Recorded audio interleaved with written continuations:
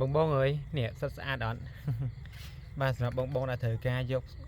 ទៅបដោះលក្ខណៈគ្រួសារតាមផ្ទះ10កញ្ចប់5 10កញ្ចប់20កញ្ចប់អីអាចតាក់ទងបានបងបងណាបាទ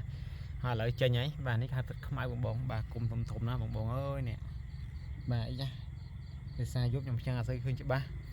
ហើយផ្សិតនេះដែរគឺរសជាតិនេះសិតច្បើងហ្នឹងបងបងបាទហើយមកកញ្ចប់តម្លៃត្រឹមតែ2000ទេជាងបងបងដែលត្រូវការអាចតាក់ទងបានបងបងបាទសារណាបងបងអើយនេះបងបងណាទៅដាំនេះស្រស់ស្រាយល្អមកធ្វើការមកចេញមកមើលផ្សិតស្រួយទឹកផ្សិតមើលផ្សិតការលូតលាស់ផ្សិតចឹងណាបាទអានេះតុងយ៉ាំបបរគ្រឿងឬក៏និយាយទៅសាច់អាំងឯងលេខ1បងបងបាទ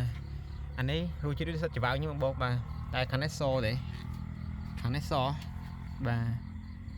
ខាងនេះខ្មៅបាទបងបងចង់បានសក៏បានចង់បានខ្មៅក៏បានដែរបងបងណាបាទឥឡូវនេះវាចង់ចេញគ្រប់កំប៉ុងហើយ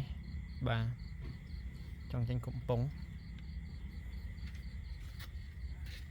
បាទស្អែកខាងស្អែកហ្នឹងគឺស្ញែកហើយបាទអញ្ចឹងបងបងដែលត្រូវការអាចតាក់ទងបងបងណាបាទ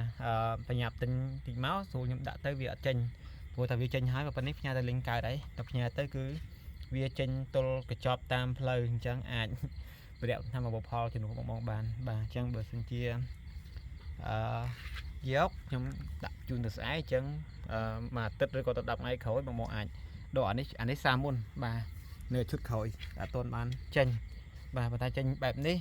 បងបងយកទៅគឺដឹងថាចេញតាមផ្លូវហើយអញ្ចឹងខាតបាទអញ្ចឹងអរគុណច្រើនបងបងណាបាទអញ្ចឹងមានបាទទាំងសមានទាំងខ្មៅ